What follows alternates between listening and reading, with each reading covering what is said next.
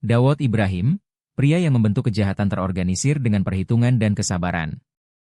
Dawood Ibrahim lahir pada 27 Desember 1955 di Dongri, sebuah lingkungan pekerja di Bombay, India, dalam keluarga muslim kelas menengah bawah. Masa kecilnya dihabiskan di antara gang sempit, pasar yang padat, dan kemiskinan yang terus hadir, yang memengaruhi setiap aspek kehidupan sehari-hari. Sejak muda, Dawood menyadari ketimpangan yang membagi kota. Kekayaan terkonsentrasi di tangan beberapa orang dan kemiskinan senyap mayoritas.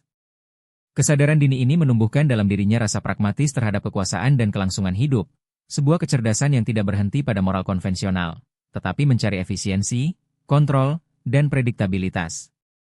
Masuknya ke dunia kriminal tidak terjadi secara mendadak, melainkan bertahap, seperti sungai yang terbentuk dari arus kecil. Ia memulai di pasar lokal, di jalanan Dongri, belajar membaca dinamika bisnis ilegal, mendeteksi peluang, dan mengelola risiko. Ia mengamati, menghitung, dan membuat keputusan dengan dingin. Kekerasan adalah alat, bukan tujuan. Loyalitas adalah mata uang yang harus dibina dan dilindungi dengan hati-hati. Selama tahun 1970-an dan 1980-an, Dawood Ibrahim memantapkan dirinya sebagai pemimpin dunia bawah Bombay. Organisasinya, yang kemudian dikenal sebagai The Company, bukan sekadar kelompok kriminal. Itu adalah struktur hampir korporat, dengan hierarki yang jelas, pembagian tanggung jawab, dan metode kontrol yang memastikan disiplin dan efisiensi.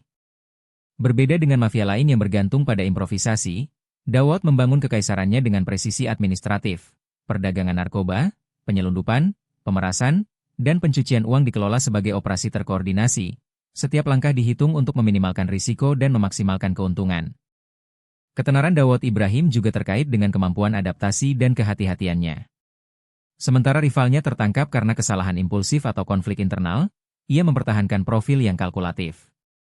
Keputusannya tampak sederhana, tetapi merupakan hasil analisis konstan atas kekuatan yang berperan, polisi, politik lokal, aliansi internasional, dan ekonomi bawah tanah.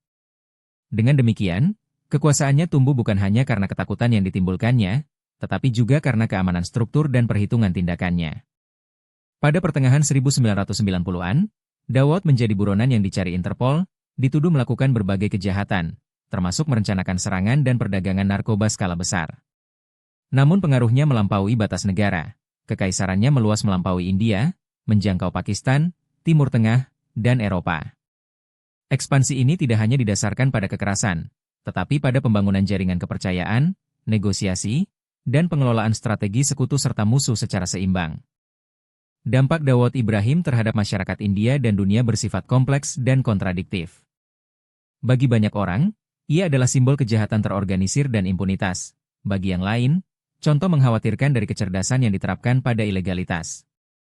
Hidupnya menunjukkan bagaimana seorang pria, dari keadaan yang merugikan, dapat membangun sistem yang menantang struktur hukum dan ekonomi, menemukan kembali aturan dunia bawah di mana informasi, disiplin, dan antisipasi menentukan siapa yang bertahan dan siapa yang jatuh.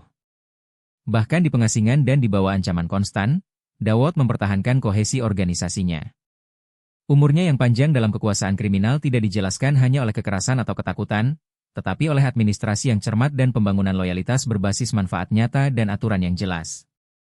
Contohnya mempertanyakan konsep kekuasaan tradisional, bukan hanya kekuatan fisik atau karisma, tetapi visi, strategi, dan kontrol atas dinamika yang diabaikan atau diremehkan orang lain. Dawood Ibrahim tidak mencari ketenaran melalui citra publiknya, ketenarannya muncul sebagai konsekuensi tak terhindarkan dari pengaruhnya. Dalam setiap langkahnya terlihat logika seorang pria yang memahami hukum pasar gelap dan kekuasaan informal, menggabungkan keberanian dan kesabaran, agresi dan kehati-hatian.